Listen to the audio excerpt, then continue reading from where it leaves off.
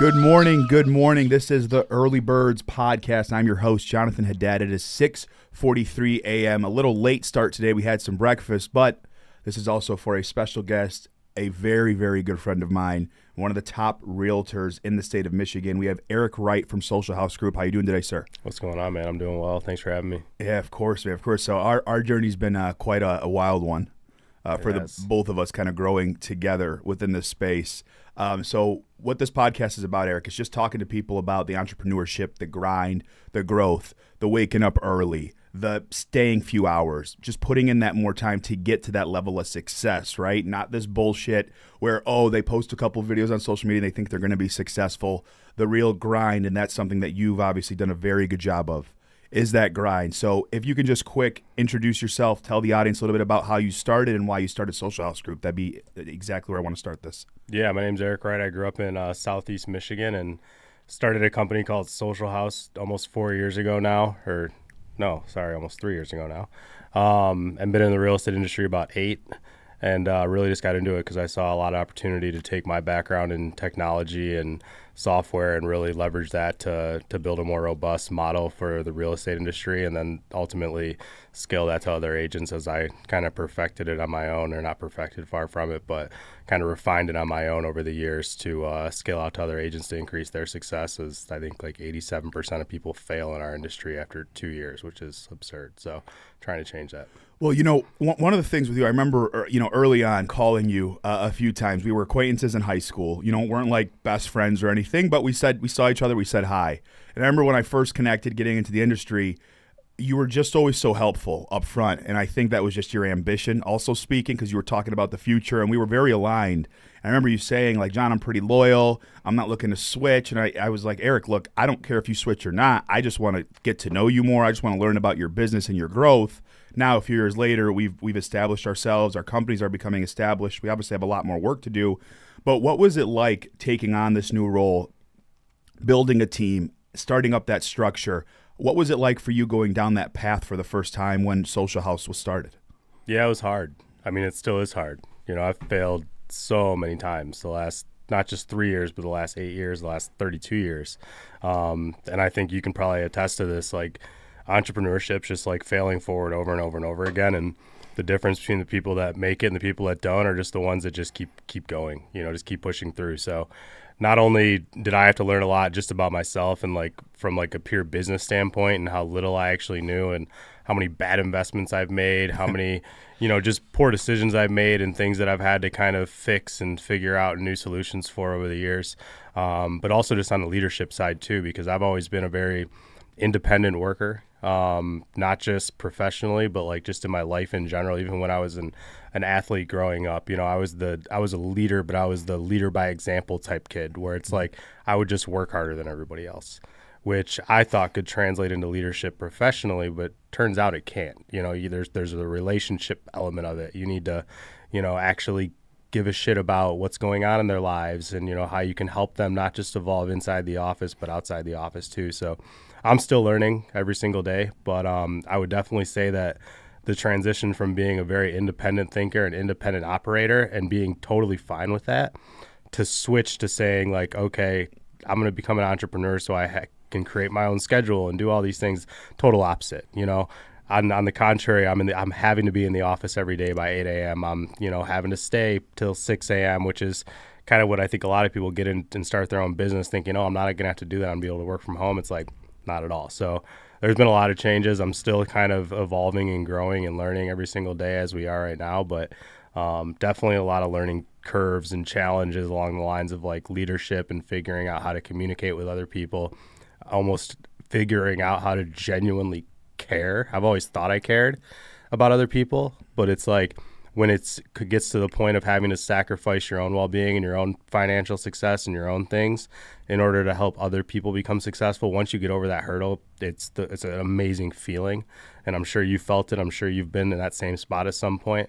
But yeah, it's been really fun. Well, I love that you're honest about it too. And I think that's, obviously part of the reason you and I have grown so close, not just business partners, but, friends. I consider you a very good friend. Traveled together. You've gone to, my sister's wedding. we've just really grown and spoken a lot. I mean, more venting to each other too, right? Going through this journey, and I'm so happy you're being honest, because I think a lot of people aren't, especially with entrepreneurship. On social media, you always see the glamour and the glitz of entrepreneurship. When there's that mental fatigue and exhaustion, and you said about people, okay, now you have to care about people that aren't you anymore. And it's being truthful, being genuine, right? And that's the part that can be difficult sometimes. We've had this discussion so many times around mental health. And I feel like you and I have bounced so many things off each other to keep our minds right. How do you get through some of those mental health obstacles? What would you say to somebody that's dealing with it, that deals with the stress that you deal with, right? People don't understand. Being in the real estate industry, guys, it's so that the transactions are such an emotional piece of the puzzle. You make one mistake, you're the bad guy or gal on real estate. And that stress falls on a lot of times a loan officer, but specifically the real estate agent, their brokerage, if they're not communicating. So there's a lot that we deal with. And so now when you have a team of loan officers or real estate agents, and you're the guy at the top or the gal at the top, you're dealing with the complaints, you're dealing with the issues. So you're not just dealing with your stresses, you're dealing with everybody else's. So how have you taken that mindset, and how do you battle? How do you get through all of those mental health issues that you have to deal with? Yeah, I think for me, there's two things. I think because for everybody, it's going to be a little different. It really comes down to perspective. I think at the forefront, and for me, as you know, my middle brother, who's 29 years old, so he's severely cognitively impaired. Mentally, he's like a 1-year-old, fully dependent on my parents, still lives with them and everything. And so I have that perspective of like, I'm so lucky to have like the ability to do this every day and be good at it, to where like it would be very ignorant of me to take advantage of that opportunity and not push through and continue to do it, because he doesn't even have the choice. He has to wake up every day, can't communicate, doesn't talk, nothing. And so it's like that alone for me is good, which like, of course, that's not like a scalable motivation or why for people, but perspective is always a huge one. And then I think the other one too is it's like I was asked the other day, the question like, are you happy kind of thing? Yeah. And I was like, and you and I always joke about this, like, I was like, well, honestly, no, but I'm extremely grateful. And so it's like, there's a difference there, and you don't necessarily have to be happy all the time, but as long as you're like grateful for where you're at, I know that happiness is like that light at the end of the tunnel, and we'll get there. And so I'm like, but I'm like extreme, like I'm not naive to say like I'm very I hate saying blessed or whatever, but it's like I'm very like lucky to even have like the cognitive ability to do what I do and learn a little bit faster than maybe some people have like the inherent capability to learn and pick up on things, and so it'd be really, again, like ignorant of me to like not take advantage of these capabilities my parents have given me and taught me and kind of equipped me with to like go through life. So I just kind of look at it both from that perspective with Brandon, who's my middle brother, and then also just the fact that it's like we were given these like unique capabilities. Like, we're psychos. Like, there's not many people getting up at 5:30 in the morning, 5 in the morning to go be on a podcast or work or whatever it is on a consistent basis. And that's just something I think that was ingrained in us either at birth or at some point through our lives, where we just have this little screw loose in our head that makes us want to do these things. And so I think that's really how I just push through, is just like that perspective. Then also just the gratitude of saying like, like you have these capabilities to go do some really special things if you leverage it and if you execute on it. And so for me, it'd be stupid if I didn't execute on it. Well, and that's where it's twofold. And again, you've always been like that, and I used to confuse it early on in our friendship, because I didn't know you, where when you were like blunt, I was like, okay, is he upset? Is he mad? And that's just me overthinking, right? Especially us growing into a relationship. And I was sitting there talking, the more I got to know you, and I'm like, no, this is just who he is. He just looks at life from this perspective, and that's the part people don't get. It's not that I have to be happy every day, right? People are like, well, why aren't you happy? Why aren't you happy? It's not about being happy every day, right? I do have perspective. I am grateful for what I have. I understand that I have an opportunity, like you said. The fact that I have the cognitive ability to do something, I can't let anybody else down. But that doesn't mean I have to wake up every day with that smile and, oh, here we go. Today's going to be the perfect day, the best day ever. That's the part that people don't understand isn't always the real reality of entrepreneurship. And I believe that when they start the entrepreneurship path, they run into issues a lot with that. And because they're either getting this wrong information or this wrong idea of what it is, they don't actually know how to deal with it emotionally. They don't know how to deal with it mentally. So I'm going to pair that question to you. What's one or two things that have changed in terms of your mindset about leading people, about understanding yourself between when you first opened up your business and today?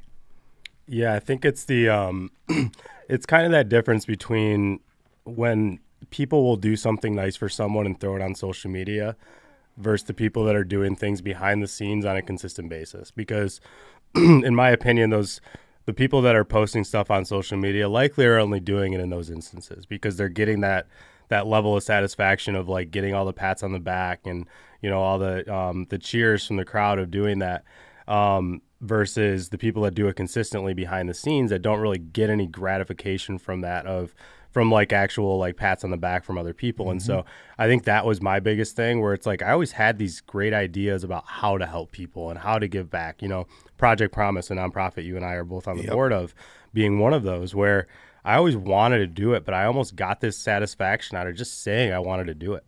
And so I had to get through that hurdle of actually genuinely giving a shit.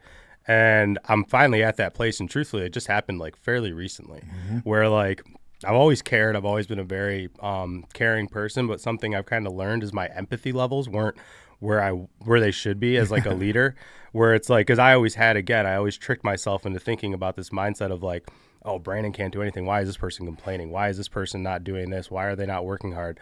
You know? And so like, I always had this really messed up kind of mentality of like, you know, why is this person bitching about what they're having to do right now, instead of actually taking the time to learn why they're bitching about what they have to do right now and figure out how I can help and how I can evolve. And I just heard on another podcast the other day where it was Stephen Colbert that was being interviewed, and he was talking about this yes and leadership style, and that comes from improvisation, from improv.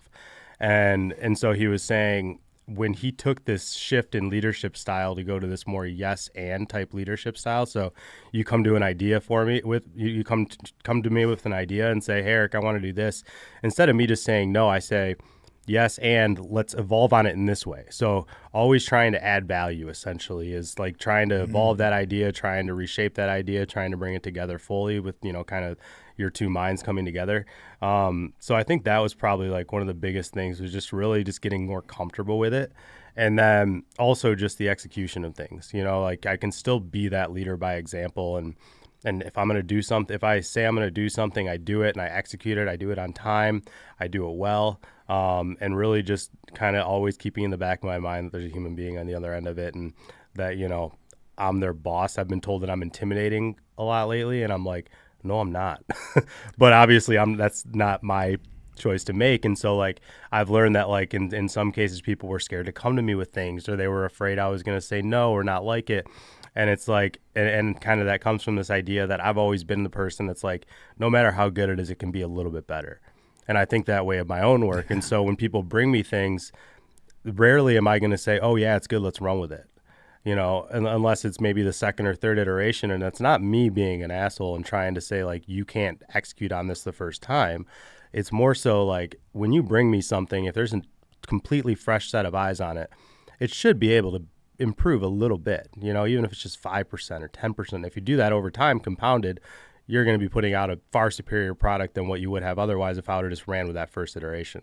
And so that was kind of misconstrued, I think, by a lot of people around me, as like, again, me being blunt, me being maybe kind of a jerk, whereas I'm just trying to help not only the company grow, but I want you to grow as an individual. I want you to have that same mindset of always trying to strive for a little bit more.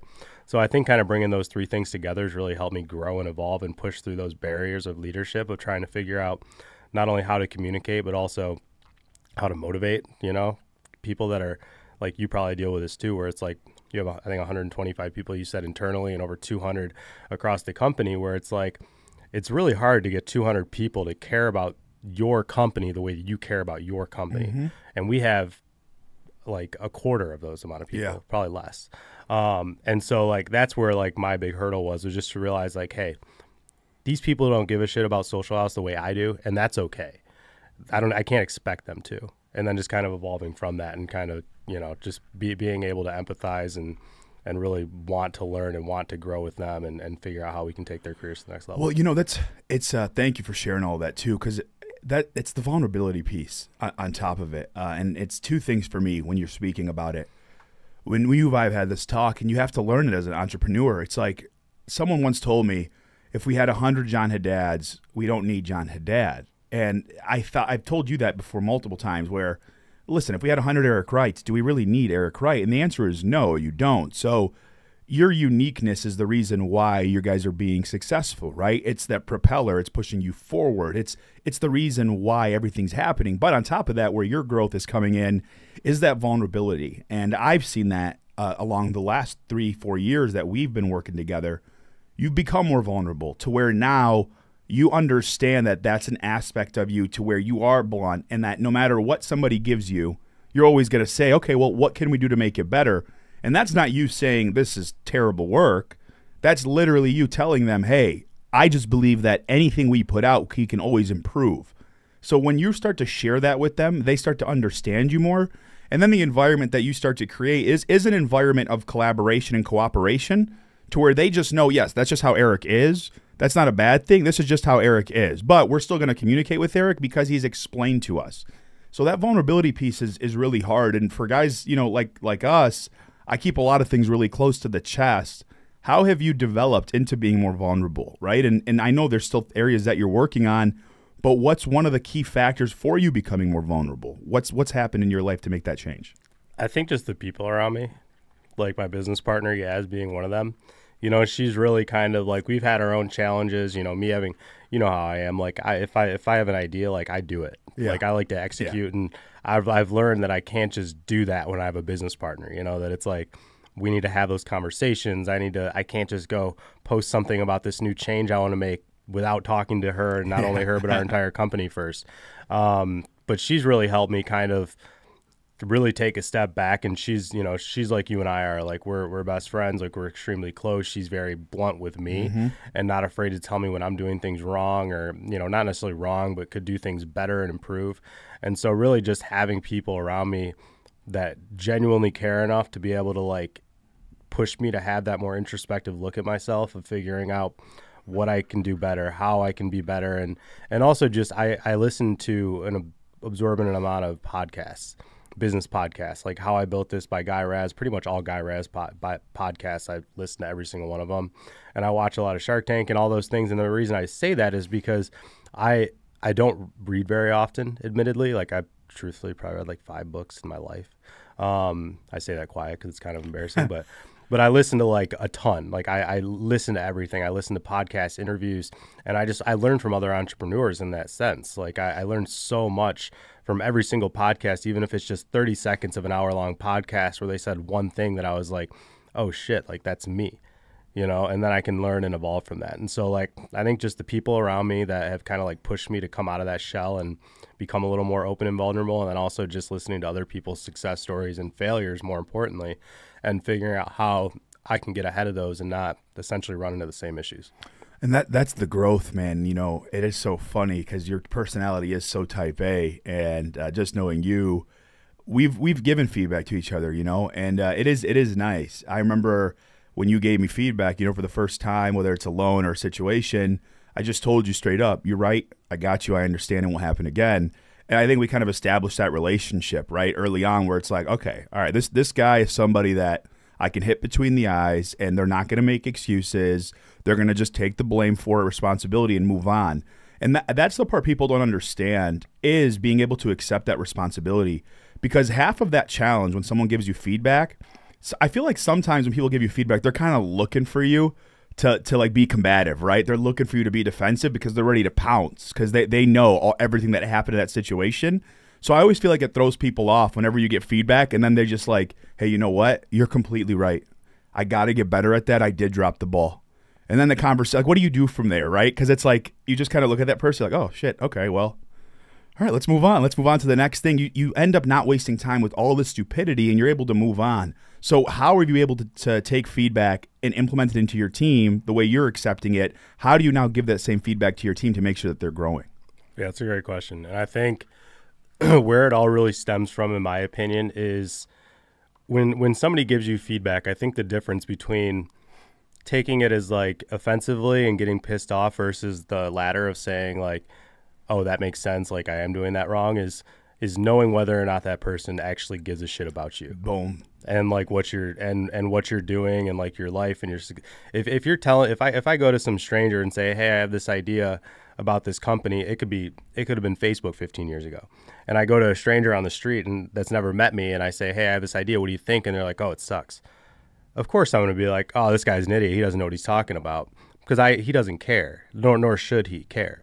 And so from a leadership standpoint, you got to look at it from that perspective of saying, like, before I give these guys feedback, I need to make sure they know that I actually care. Because if they know I care, this is why you and I work so well together, because we obviously both genuinely care about one another's success. Yeah. So I'm like we talk all the time. We give each other ideas. Like Rami, same deal. Like we always talk about marketing ideas, and Rami helps bring my ideas to life. And you guys were implementing some similar things at NDL, and I love it. And it's like, because we both care about one another's growth, and we both know that.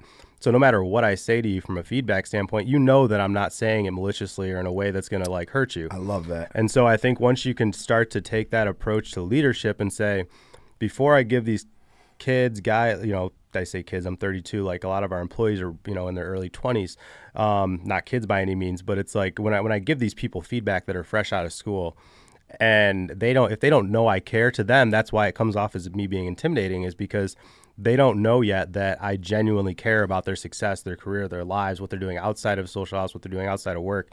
But once you get that relationship where I'm like, hey, and this is what I tell all my employees, is like, I'm not preparing you to be at Social House for the rest of your life. I hope you are, but I'm preparing you to be successful when you leave, and giving you the tools to be able to say, like, maybe you want to go start your own company. Maybe you want to go do this. That's my job, is to basically equip you with all the skills and resources and everything to really excel at whatever it is you want to do, whether it's at Social House or not at Social House. And then at the end of the day, it's just on us as leaders to be able to give you the culture where you don't want to leave, and also the opportunity to continuously grow. But that's really like where it starts for me, is just trying to like really articulate well, not just to my employees, but also to all our agents, that we do care and we do give a shit. Like, So this is why I was excited to do this podcast, just to be fully transparent with you, because I feel like I know a side of you that not a lot of people know. So it's just nice to hear you talk about a lot of this stuff right now, at least for me, just to see your growth and your journey and everything else. One of the things that I love about you is your ability to share, because you just don't care. You have literally gone on God knows how many podcasts, different interviews, panels, where you have given people your method, right? That method on Facebook, that consistency, the posting, the way you blew up. But more importantly than that, you're giving everybody anything that they want whenever they ask, right? Because you want to share it because it kind of keeps you elevated. Why do you share all that stuff? I don't think people know. You do it intentionally, where you're giving all the stats. I was watching you on a podcast not long ago where you literally were giving the specifics on why you post, why you leave out even the price. You were getting that granular with people. Why do you share everything the way you share it? Yeah, I mean, in business, competition is good. I think a lot of people kind of approach business and entrepreneurship from the standpoint of like, I need to keep everything on my plate. I need to make sure that I'm eating. I need to make sure I'm full, that I'm satisfied and whatnot. Whereas I look at competition from the approach of saying, especially with what we're doing in an industry that really has not done this before, with regards to like the integration of technology. The average agent in Michigan's 52 years old, which, nothing against people my parents' age. My parents are 60 now, but it's like they didn't grow up with all the tech and the software and the iPhones and the social media that we've been kind of intertwined with for our entire lives. And so naturally, this industry that's dominated by people of that age, they haven't integrated it well enough because they don't quite know how. And so for me, just kind of like bringing that into the light and really just understanding how to evolve that. And what was the fucking question? No, you're good. Repeat, what was the question again? You're good. You're completely good. I was literally talking. I want you to think about the reason you're sharing, right? The reason you're collaborating, why you give all the information out. Sorry, that was a 6 a.m. brain You're thought. good. But yeah, and so I kind of approach it from the standpoint of saying, like, I want to teach everybody how to do this. I want to teach this industry how to leverage these methods and technologies, and just have this underlying confidence to know that I'll be the one that's leading the charge consistently.